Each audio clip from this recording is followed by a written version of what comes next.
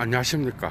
지금부터 예도는 데리다에 대한 강좌를 하나 시작하겠는데, 데리다가 1978년도에 출간한 라베리떼 뺑튀어라고 하는 작품이 있습니다. 그림 속의 진리 혹은 해화 속의 진리라고 하는 작품인데, 이 작품이 상당히 그죠. 오늘 예도가 공개 강좌를 준비하면서 데리다와 니체, 하이데거의 삼각관계를 사유하면서 이 작품을 알게 되었고, 그죠. 이 작품이 사실은 상당히 재미있는 게 하이데거가 1952년도에 출간한 Der Ursprung des Kunstwerkes라고 하는 예술 작품의 근원이라고 하는 여기에서 하이데거가 반 고흐의 구두에 대한 미학적 논평을 하죠. 그런데 이 작품을 데리다가 78년도에 그죠, 하이데거의 사유를 또한 따라서 비판적 고찰을 하는 거예요. 예도가 오늘 요 부분을 그죠, 여러분들에게 요 부분을 한번 제대로 그죠, 고찰하는 시간을 갖도록 하겠습니다. 여러분, 하이데거는 반 고흐의 구두를, 여러분들 그 구두를 보면 무슨 생각이 나? 그 구두를 보면 우리는 옛날 군대를 떠올리지 않을 수가 없어. 반 고흐의 구두를 보면 그게 군화지, 그게 안악내의 어떤 그러한 구두, 안악내, 농촌 안악내들이 농사를 지으면서 신었던 신발이라고 생각하는 사람이 몇 명이나 있겠냐고, 그죠? 그런데 어쨌든 하이데거는 그것을 농촌 안악내의 구두라고 이야기를 하면서 거기에서 도구성, 여러분, 도구라는 거 알죠? 하이데거한테서 정말 중요한 도구성의 개념을 적용시켜서 그 도구성이 인간의 살아가는 삶과 연관되고 이 세계 전체의 어떤 그러한 그 삶의 유의미성과 연관되어 있다라고 이야기를 합니다. 그죠?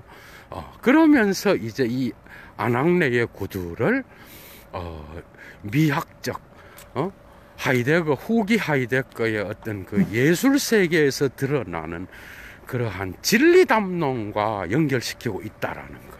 그럼 도구가 뭐야, 여러분? 하이데거한테서 존재와 시간에서 이 도구 망치라는 분석으로 하이데거가 혁명을 일으키잖아요. 도구는 자연과학적으로, 망치는 뭐야? 그냥 실체적인 거예요. 망치가 몇 킬로그램, 망치가 또 어디에 그리고 쇠로 돼 있고 나무로 돼 있고 뭐 이런 거 있잖아. 이건 자연과학에서 추구하는 그 이전에 데카르트적 사유와 연관되어 있었다라는 거야. 그런데 하이데거가 여기서 갖고 오는 거는 도구의 실용성입니다, 여러분. 이게 뭐죠? 이게 존재론적인 거예요. 그 이유는 이 도구가 실체로 갖고 가게 되면은 그 도구의 속성을 분석하는 쪽으로 나가지만은, 이 도구를, 예를 들면 망치를 인간의 삶과 연결시키기 위해서는 망치의 도구성은 용도, 실용성과 연관되는 거죠. 그죠? 그 망치는 그것을 사용하여 인간이 집을 짓거나, 인간이 뭐 교회를 짓거나, 인간이 또한 책상을 만들거나, 그리고 다양한 이 세계에 인간이 살아가는 운빌낸 목적을 위하여, 그죠? 이 도구는 존재하는 거야. 그러니까 도구는 쪼이크죠. 독일어로. 이 쪼이크는 결코 한계가 아닙니다. 도구는 도구 연관성을 갖고 있는 거예요. 쭈잔맨항을 갖고 있는 거야.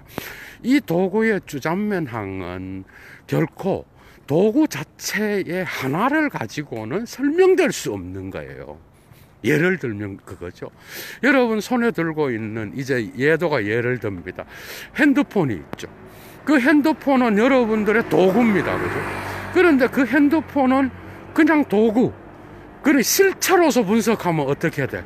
핸드폰은 전자기기로서 앞면에는 화면이 있고 이 화면은 뭘로 구성되어 있으며 또한 뒤에 배터리는 뭘로 만들어지고 그 다음에 안에는 컴퓨터 내장이 들어있고 그 다음에 이런 식으로 분석하는 거예요. 이게 바로 데카르트적인 이 하이데거 이전에 그러한 사물 분석, 사물을 실체로 보고 분석하는, 니체적으로 보면 이거 역시도 인간의 관점에서 해석한 겁니다. 그죠? 그런데 어쨌든 이런 실체 분석으로 나가면 그 도구는 인간의 삶과 연결되는 게 아니야. 그냥 그것으로 끝나버리는 거예요. 그것을 인간의 삶에 적용시켜서 그 도구를, 그러니까 그냥 이 핸드폰이 이러한, 무슨 유리라든지 이 속성 분석으로 끝나면 그게 뭔 의미가 있겠어. 그러니까 이거를 프래그마티즘으로 옮겨야 되는 거야. 프라그마티스무스로 옮겨야 되는 거야. 그게 뭐죠? 핸드폰은 전화를 하기 위해서 사용되는 것이고 인간이 서로 의사소통을 하고 또 문자를 통하여 약속을 잡고 그래서 이 핸드폰은 문자와 목소리를 통하여 목소리를 지시하고 이 목소리는 또 뭘 지시해? 서로 간의 어떤 의사소통을 통하여 약속 장소를 지시하고 이 약속 장소는 결국은 인간을 위한 운빌렌을 갖고 있다라는 거야. 이래 나가는 거예요. 그러니까 망치는 뭐야? 망치는 쇠로 되고 나무로 되고 이 실체 분석이 아니라 망치는 못을 지시하고 못은 판잣대기를 지시하고 판잣대기는 또한 집을 지시하고 집은 인간이 이 세계 안에서 자기의 삶을 영위하기 위하여 그죠? 결국은 그 안에서 악천후로부터 보호를 받고 이러한 담론들이 형성되는 거야. 여러분 이해가 되죠? 그러니까 하이데거의 혁명은 도구 전체성은 결국은 세계의 유의미화와 관계되어 있는 거예요. 그러나 이 세계의 유의미성은 뭐야? 또 베도이트잠카이트라 그러죠, 독일어로. 이 세계의 유의미성은 또한 뭐랑 관계가 있는 거죠? 그것은 바로 인간이 이 세계를 의미화한, 이 세계는 기호의 텍스트로서 도구성 역시도 다양한 의미로 이미 결정되어 있다라는 거야, 여러분. 그걸 바로 하이데거는 세계성이라고 이야기했던 거예요. 그래서 이러한 존재와 시간의 엄청난 성공을 통하여 하이데거가 또한 이 도구성을 반고흐의 작품에도 적용시킵니다. 구두, 여러분. 그 구두는 반고흐의 구두가 여러분들 그걸 뭘로 봐? 남자들은 이거 군대네. 우리 한국 남자들은 군대 가서 정말 고생한 생각 많이 하겠죠. 그 다음에 여성들은 이거 군화네. 1, 2차 세계대전에 반고흐가 신었던 군인들의 신발을 그렸는가 보다. 뭐 이래 생각할 수도 있는 거잖아. 보는 사람에 따라 다른 거예요. 하이데거는 이렇게 나갑니다. 모든 도구는 존재의 진리를 드러낸다. 맞죠? 그런데 그 군화에 그 군화가 아니죠. 그 신발에 그 구두에 전투와 같이 생긴 구두죠. 그죠? 여러분들 그림 봐봐. 그런데 그 구두 속의 어두움은 농촌 안악내, 농촌에서 농사를 짓는 안악내에 고통이 스며들어 있고, 그리고 이 고통은 또한 노동의 즐거움을 나타내기도 하고, 이 노동을 통하여 인간의 자연과의 관계를 통하여 새로운 생산을 또한 만들어내기도 하고, 그래서 또한 이 고통을 극복하고 거기로부터 이 세계와 자신의 삶과 맺고 있는 그러한 관계를 나타내기도 한다. 그리고 구두에서 나타나는 흙이 묻은 그러한 거는 아낙네가 걸어갔던 밭고랑의 그러한 뭐죠?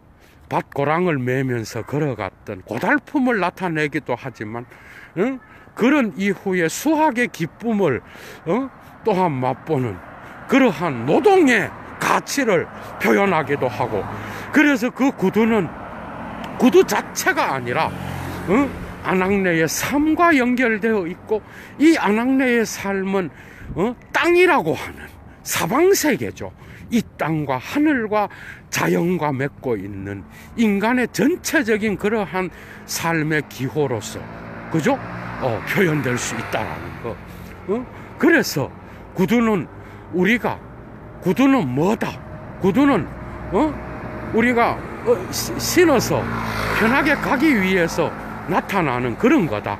이렇게 규정하기 전에 그 작품이 드러내는 구두 자체의, 그죠? 구두 자체의 존재가 드러나게 만드는 만드는 것이 바로 예술 작품의 목적이라는 거예요. 진리가 드러나도록 해야 된다라는 거예요. 그래서 방고흐의 구두는 알테클리시카이트, 일상성에서 벗어난 특정 예술 작품에서 조명되는 거라는 거예요. 일상성에서는 우리는 그 구두를 의식하지 않고 삽니다. 맞죠? 일상성에서 우리는 특정 구두를 보면 뭐 군화를 신었네 이렇게 볼 수도 있지만, 우리는 일상성에서 다 빠져 있음 속에서 자기 자신의 삶을 영위하고 살아가는 거죠. 그런데 예술 작품은 특정 작품의 신발을 딱 조명해 줌으로써 일상성으로부터 벗어나서 구두 자체의 도구성을 드러낼 수 있는 그러한 현전의 역할을 한다는 거예요. 이 현전의 역할 속에서 그 도구 자체의 도구성이 드러나고, 그 도구성을 통하여 인간의 삶과 인간이 살아가는 이 세계의 존재 의미가 근원에서부터 드러난다는 거예요. 그러니까 그것을 미리 규정하고, 방고흐의 작품의 구두를 미리 규정하고 해석하는 거죠. 이런 것이 아니라 그 작품을 보면서 그 구두 자체가 드러내는 도구성으로부터 존재가 드러나도록 해야 된다라는 거예요. 이게 하이데거가 말하는 예술 작품의 근원입니다.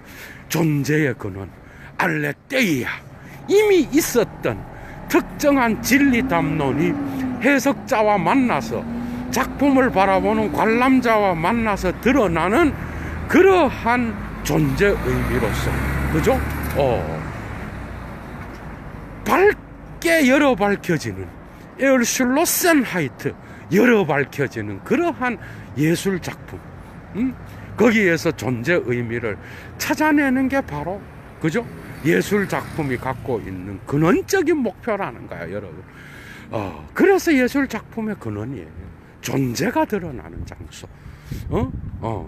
그래서 그 구두는 농촌 아낙네의 고달픈 삶을 나타내기도 하지만, 거기로부터 드러나는 노동의 가치와 농촌 아낙네의 노동 속에, 노동하면서 뿜어내는 땀 속에서 정말 삶의 깊은 존재론적 의미를 우리는 생각해낼 수 있다라는 거예요.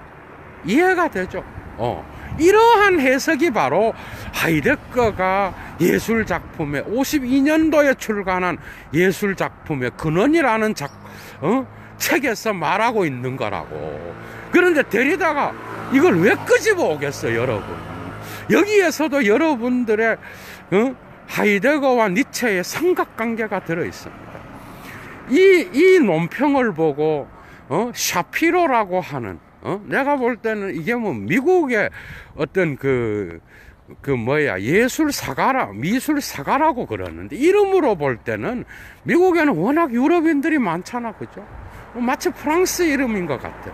샤피로라고 하는 이 미술사가가 미학과 미술사의 차이가 여기서 드러납니다, 여러분. 이해가 돼요? 미술사가가 하이데거의 논평을 읽고 뭐라는가 하면, 하이데거는 반고흐 철학자지 그가 미술사가가 아니기 때문에 고흐를 전혀 알지 못했다.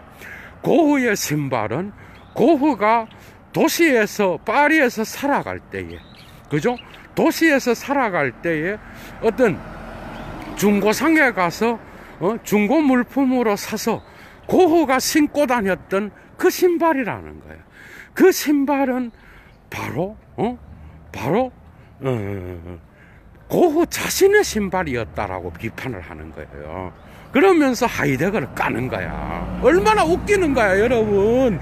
그러니까 하이데거는 그 작품을 통하여 도구성을 설명하고 그 도구성의 전체성, 전체 연관성, 결국은 그것이 인간의 세계의 의미와 유의미성을 통하여 존재의 진리가 드러나는 장소로 설명하려고 했잖아, 그죠?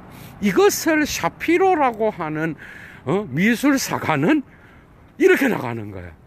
하이데거는 오해했다. 하이데거는 뭐죠? 그 반고흐의 구두를 어떻게 하여 농촌 아낙네의 것이라고 설명했을까? 이건 착각이다. 자기가 볼 때는 농촌 아낙네가 아니라 반고흐 자신의 구두다, 이렇게 말하면서 하이데거를 깠다는 거 아니야, 여러분? 뭐 이것도 미술사적으로는 중요할 수도 있어요. 그런데 데리다는 누구 편에 있겠어요, 여러분? 두 사람 중에 누구 편에 있겠냐고. 당연히 하이데거 편에 있죠, 당연히. 라베리떼 뺑띠어라고 하는 그 작품에서 데리다는 누구 편에 있겠어? 당연히 여러분, 해와 속에서의 진리, 그 진리가 어떤 개념이겠어? 그 진리는 하이데거의 진리 개념을 가리키는 거예요. 그거를 해체적으로 다시 해석하는 거예요, 여러분. 데리다가 아무리 하이데거의 존재 개념을 까고 거기로부터 문자를 말하고 로고스 중심주의를 해체하는 데 있어서 하이데거를 복속시키고 있다고 하더라도 그의 상당히 깊은 의미와 그의 사유의 상당한 해체적 그러한 그 해체라는 용어도 하이데거한테서 왔는데 뭐, 여러분 이해가 돼요? 그 데콘스트럭시옹이라는 이 단어가 니체를 통하여 굴절된 하이데거 용어예요, 여러분. 거기로부터 왔다니까. 그러니까 지가 아무리 하이데거를 서구 형이상하게 물든 그러한 해체의 대상으로 글쓰기와 차이나 그 다음에 에프롱이라는 작품에서 하이데거를 까고 있지만 백날 까봐야 절반 이상은 하이데거로부터 배운 거예요, 여러분. 그는 하이데거 제자입니다, 여러분. 그걸 아셔야 된다고. 그러니까 어설프게 뭐 미학 강좌 이래갖고 코미디죠. 철학자가 하는 미학 강좌는 그 수준하고는 완전히 다른 거죠, 여러분. 그거랑은 또 다른 거예요. 그러니까 여러분들이 아셔야 되는 게 다른 게 아니라 이러한 비판을 하고 있음에도 불구하고 당연히 샤피로의 편을 들겠어. 데리다가 하이데거 쪽에 있죠. 샤피로가 아무리 그 예술 작품에서 고흐가 그건 고흐의 신발이다, 이게 미학에서 뭐가 중요하냐는 거야. 그런데 그게 확실하냐는 거야. 그게 확실하다고 하더라도 그것은 하이데거의 미학 해석에는 아무런 영향을 미치지 않는다는 거예요. 그 작품에서 반고흐의 것이냐, 그 구두가 아낙네의 것이냐, 그게 무슨 상관이 있냐고. 하이데거의 관심은 그 작품을 통하여 구두라는 것이 일상성으로부터 벗어나게 되었고, 이 탈일상성, 엔트 알테클리히카이트로부터 드러나는 거죠. 드러나는 그러한 구두 자체의 도구성으로 주목하게 되면서 그 도구가 스스로 드러내는, 작품이 스스로 드러내는 그 진리 담론 안에서 안악내의 고달픈 삶을 통하여 자연과 인간의 그러한 깊은 관계, 그리고 그 시대에 안악내가 살았던 그 시대의 세계성을 드러내 주려고 하는 게 바로 하이데거의 의도였잖아. 존재가 알레테이아가 드러나는 그 방식을 이야기했다라는 거예요. 맞죠? 그런데 그래서 데리다는 샤피로가 아무리 그런 이야기, 미술사가로서 하이데거가 방고흐의 구두를 갖다가 안악내의 구두로 틀렸다, 그 사실이 사실이라고 하더라도 그거조차도 출처가 불분명하다는 거예요. 사실이라고 하더라도 하이데거의 논지에는 아무런 영향을 미치지 못한다는 거예요. 그러면서 이제 나중에 마지막으로는 하이데거까지 싸잡아 갑니다, 여러분. 근데 뭔가 논지가 독특합니다, 여러분. 그러니까 데리다가 하이데거를 공격하는 지점은 언제나 거기에 니체가 있어요, 여러분. 그래서 그는 니체의 적자입니다. 그는 니체가 니체를 아버지로 둔 그러한 자예요, 데리다는. 그래서 니체의 관점에서 하이데거를 까요, 보통. 그런데 과연 그 구두가 뭐야? 그 구두가 안악내의 것이었느냐? 아니라는 거지, 그것도. 그러면 그 구두는 뭐냐는 거야. 그 구두는 짝짝이일 수도 있고, 그것이 안악내 한 사람이 신었던 그러한 통일된 한 켤레의 구두가 아닐 수 있다라는 반론을 제시하는 거예요. 그런데 이제 데리다의 의도를 한번 따라가 봅시다. 그러니까 그 구두가 그 한 켤레가 아니라 짝짝이일 수도 있고, 그리고 또 다른 관점에서 그 구두는 다 다른 사람 것이었을 수도 있고, 그리고 다른 사람의 것이니까 각각 다른 곳에서 구입했을 수도 있는 거죠. 이렇게 되면 그 구두에 대한 존재론적 해석은 달라질 수 있는 거죠. 왜? 한 사람이 신었는 게 아니기 때문에. 또 그것을 농촌에서 노동을 하는 안악내의 신발이라고 규정할 수도 없게 되는 거야. 그게 도시에서 살았던 자의 신발일 수도 있고, 또 다른 사람의 신발일 수도 있었다라는 거야.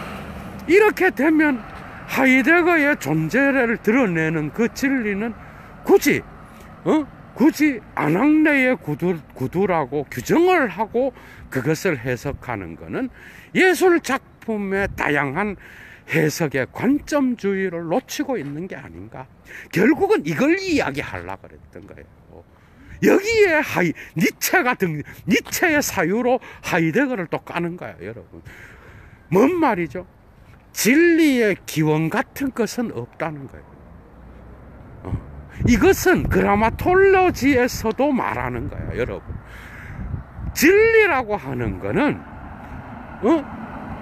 특정한 이거는 또 다른 이야기인데, 특정한 어떤 그 역사의 근원이라든지 이미 있었던 것이고 이것이 다시 드러나는 듯한 이러한 재현의 인상을 주는 거는 하이데거는 100% 이런 쪽에 서 있지 않습니다. 데리다도 너무 잘 알고 있어요. 그런데 마치 하이데거의 알레테이아는 플라톤의 영향을 받고 있잖아요. 그 알레테이아는 뭐야? 부정어를 쓰는 거예요. 은폐된 것이 드러나는 거예요. 망각된 것이 드러나는 거예요. 그러니까 망각된 거는 뭐예요? 이미 과거에 있었던 겁니다, 여러분. 그런데 그게 아니라, 관람자 자신의 주관적 관점에 들어오게 되면서 그 구두는 만 사람이 보면 만 사람 다 다르게 그 진리가 현존된다는 걸 하이데거는 데리다는 지적하고 싶었던 거예요. 그런데 거기에 그걸 지적할 때 데리다는 하이데거 용어를 갖다 쓴다니까, 여러분. 그러니까 예술 작품의 진리는 현존하면서 동시에 부재하는 거다라는 걸 데리다. 현존하면서 동시에 부재한다라는 거. 그러니 이 말은 특정 신발을 안악내의 신발로 규정하고 거기로부터 그 구두를 해석해 나가는 거는 하나의 관점에 불과하다는 거예요. 근데 하이데거가 언제 그거를 자기가 그거를 규정했다라고 말할 수 있나? 하이데거 자신이 본 미학적 관점인데. 그러니까 데리다는 하이데거를 완전히 비판하지도 못하지만 그런 관점에서는 하이데거를 마치 그죠? 그 신발을 특정 신발로 규정을 하고 해석하는 건 맞지만 하이데거 자신의 철학 세계로 초대하기 위한 특정한 방식의 어떤 하이데거 자신만의 해석이었겠죠. 그러나 데리다가 말하는 것처럼 하이데거가 특정 하나의 해석에 매여 있다라고 말할 수는 없는 거예요, 여러분. 이해가 돼요? 그럼 일관적인 해석이 불가능하잖아. 그런데 데리다의 그쪽으로 가게 되면은 샤피로는 당연히 틀렸고, 여러분. 샤피로는 당연히 틀렸죠. 실증주의를 갖고 오잖아. 그 신발의 주인이 누구냐가 여기서 왜 중요해? 예술 작품의 근원과는 아무런 상관이 없는 그러한 비판이에요, 그것은. 그게 누구 거냐? 그거는 역사 서술이라든지 다큐멘터리를 만든다든지 전기를 만든다든지 특정 인간이 살아온 삶의 어떤 그러한 궤적을 추적하는 그런 거에서는 일리가 있지만 예술 작품의 존재론적 진리의 근원을 드러내주는 것에 있어서는 아무런 거죠. 영향을 미치지 못하는 질문이라는 거예요. 오케이. 상당한 거죠. 데리다가 하려고 말했던 거는 존재론으로 특정한 근원을 지정하지 말라는 겁니다. 데리다의 전략은 언제나 하이데거의 관계에 있어서는 하이데거를 상당히 신뢰합니다. 이해가 돼요, 여러분? 하이데거의 사유를 끝까지 따라가요. 따라가서 마지막에 지 결론은 하이데거가 말한 걸 갖고 하이데거를 비판할 때가 많아.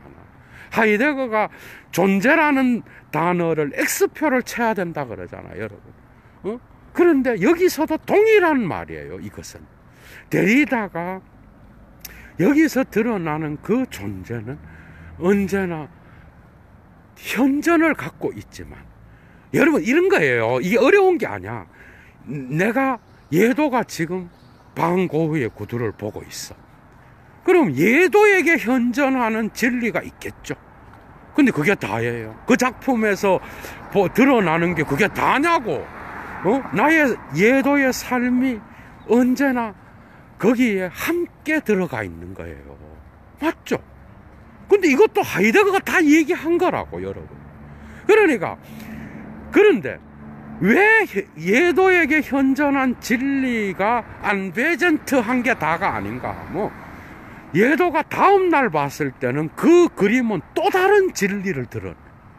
그런데 예도 자신에게만 그런 게 아니라 여러분들하고 예도, 그러니까 딴 사람이 그 작품을 보면 완전히 다른 결론이 나와요. 그 사람의 삶을 갖고 들어가니까. 근데 그 사람이 또 다음날 보면 또 다른 진리를 드러내. 그러니까 그 사람의 시간성에 따라서도 다르지만, 작품을 관람하는 시간에 따라서도 진리가 다르게 나타나지만, 또한 사람, 관람자의 차이에 의해서도 그 작품의 진리는 다르게 나타나는 거예요. 그래서 언제나 관람자의 주관적 삶의 정황이 함께 예술 작품의 진리를 드러내주는 거라고. 이게 가다모랑 다른 게 하나도 없어요. 이 이론은 하이데거도 동일하게 이야기했습니다. 그러면서 그 관점주의를, 니체의 관점주의를 들고 와서 하이데거의 존재의 근원을 까는 거예요. 그러니까 다 하이데거 건데 거기서 하나 진리는 근원을 갖고 있고, 이 진리는 그 근원이 드러나도록, 그 스스로가 스스로를 드러내도록, 존재의 진리를 드러내도록 관람자는 기다려야 된다는 거예요. 이해가 되죠? 그런데 거기에는 근원이 없다는 거야. 데리다와 하이데거의 가장 큰 차이가 이거예요, 여러분. 근원이 없고 그냥 보는 놈에 따라서 다르게 드러난다는 거예요. 이게 해체론의 주장이에요. 그런데 니체의 관점주의를 갖고 하이데거의 존재론을 다시 까지만 하이데거 역시 그렇게 순진하지 않습니다, 여러분. 과연 이게 하이데거를 해체한 것일까? 저는 상당한 의문이 듭니다, 여러분. 그건 아니고 한 80%는 다 갖고 가고 마지막에 하나 딱 이야기하는 거예요. 이게 상당히 재미가 있죠.